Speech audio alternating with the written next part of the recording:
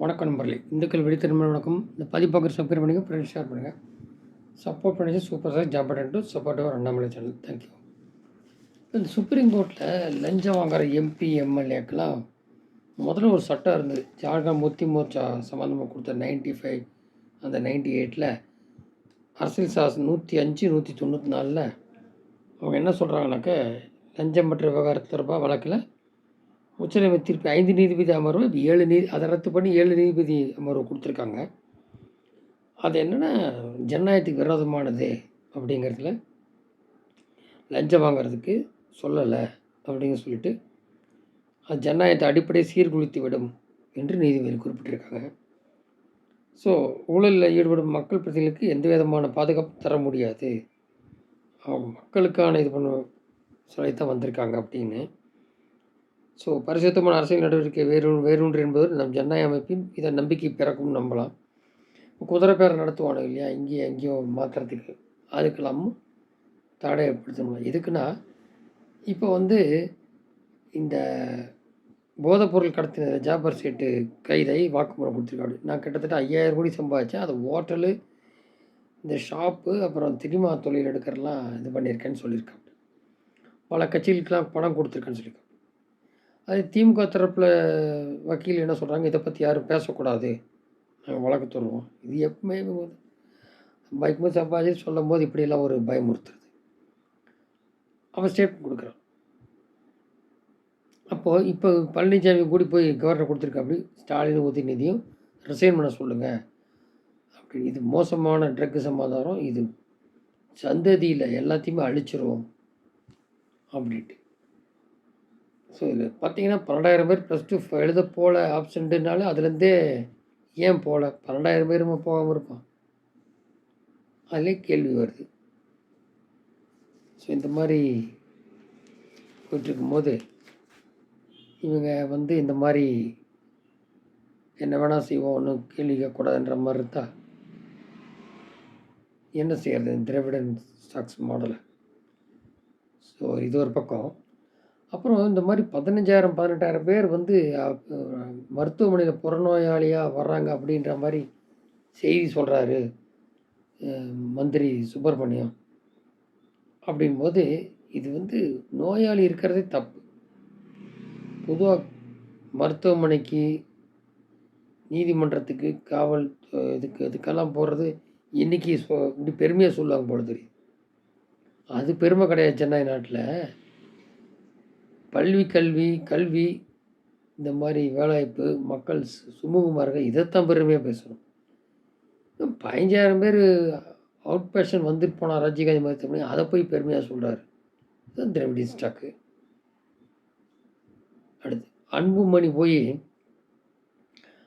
இப்படி பார்த்தா அப்படி ஏடிஎம்கே பிஜேபி கூட்டணி வரும் இல்லை, அவன் ஏற்கனவே கேஸ் இருக்குது. பழைய மந்திரியாக இருந்த அன்புமணி, ராம்தாஸ் அவங்க ஃபாதர் ஏடிஎம்கேன்றார். இவர் இடி கேஸு பழசெல்லாம் இருக்குது இவர் மேலே.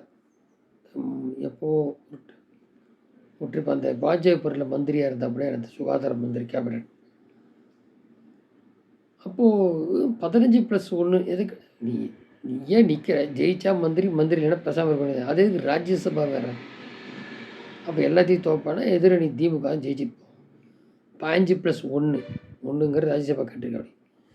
நீங்கள் 15 தொகுதியில் தான் வடக்கு மாவட்டங்களில் ஒரு 4% ஓட்டு இருப்பீங்க. உங்களுக்கு அதே 15% எதுக்கு, 5 தொகுதி எதுக்குன்னு கேட்டு அனுப்பிச்சிட்டாங்க. மறுபடியும் இன்றைக்கி பேசுவாங்க, ராஜ்யசபாலாம் கிடையாது. அதே தான் பழனிசாமி சொல்கிற. அப்படி இந்த லட்சத்தில் 0.5 இருக்கிற பிரேமலை தான். அது ஏதோ விஜயகாந்த் இறந்த அபிமானத்தினால பார்த்தாங்க. உடனே ஓட்டு இருக்குன்னு நினச்சிட்டு எனக்கு 4+1 ராஜ்யசபா வேணாம், இந்த மாதிரி ஆளுக்கு தொகுதி கொடுத்தா அப்படியே லட்டு மாதிரி திமுக தூக்கிட்டு போயிடும். இதுதான். அப்புறம் காங்கிரஸுக்கு பழையபடி 10 தொகுதி வந்திருக்கா அப்படின்னா, அதுலேயே கோஷ்டி, நான் நிற்கிறதா நீக்கிறதா, அந்த 10ல் ஆள் இருக்கான்னு தெரியல. அது மாதிரி போயிட்டுருக்கு டாக்ஸு. இப்போ அந்த 42 தொகுதிக்கும் மேற்கு வங்கத்தில் மம்தா காங்கிரஸுக்கு சீட்டே கொடுக்கல. அவங்க கெஞ்சறாலுமே காங்கிரஸ் வந்துட்டு, எத்தனை காங்கிரஸில் வந்த மம்தா. ஸோ முடிஞ்சு போய் அப்புறம் எங்கே போய் இந்திய கூட்டணி? இங்கே திமுக இருக்கா, ஜெயிக்கிற அப்படி ஜெயிக்கலையோ. அதே கொஞ்சம் கேரளா போனால் எதிரி காங்கிரஸு கம்யூனிஸ்ட்டு. இப்படிப்பட்ட நபர்கள். சரி. அப்புறம் கமல் நின்னதுக்கு கமல் நடிகை சரி, இந்த மாதிரி ஒரு எப்போ வர ராஜ்யசபாக்கு கொண்டு போய் கட்சியை அடகு வச்சுட்டாப்படி திமுகவில். அது மிரட்டினாங்களா என்னன்னு தெரியல. முதல்ல கேட்டுட்டு தான் அப்படி 2 தொகுதி. இந்த கமலின் நிலை ஜனநாயக கேலி கூத்துன்ட்டு அப்படி அண்ணாமலை. ஸோ ஜாபர் சாதிக்கு மட்டும் பிடிச்சா பத்தாது, ஒழிக்க முடியாத போதைப் பொருளை தமிழகத்தில் அரசு மதுக்கடையிலையும் மூட வேண்டும் அப்படிங்கிற சொல்லியிருக்காரு. ஸோ இது மாதிரிலாம் இருக்கும்போது போதைப் பொருள் கடத்தலில் அந்த திமுக விசிக்கெல்லாம் அண்ணன் தம்பி கட்சி இருந்திருக்காங்க. ஜாபர் சாதிக்கும் தம்பியும் இப்போ நீக்கியிருக்காங்க.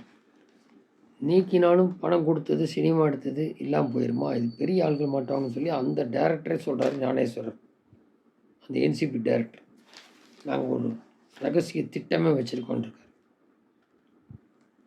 அப்புறம் இவர் ஒரு பொது தொகுதி கேட்டிருந்த திருமாவளவன், அந்த மார்ட்டினுடைய சொந்தக்கார மருமகன், அங்கே வந்து பணம் வந்து அது டிஎம்கே மூலிமா வந்ததா என்ன அந்த விசாரித்து பண்ணதில் அங்கே அமலாக்கத்துறை அவர் வீடு, ஆஃபீஸ், அலுவலகம் எல்லாத்துலேயும் ரெய்டு பண்ணுறாங்க இடி.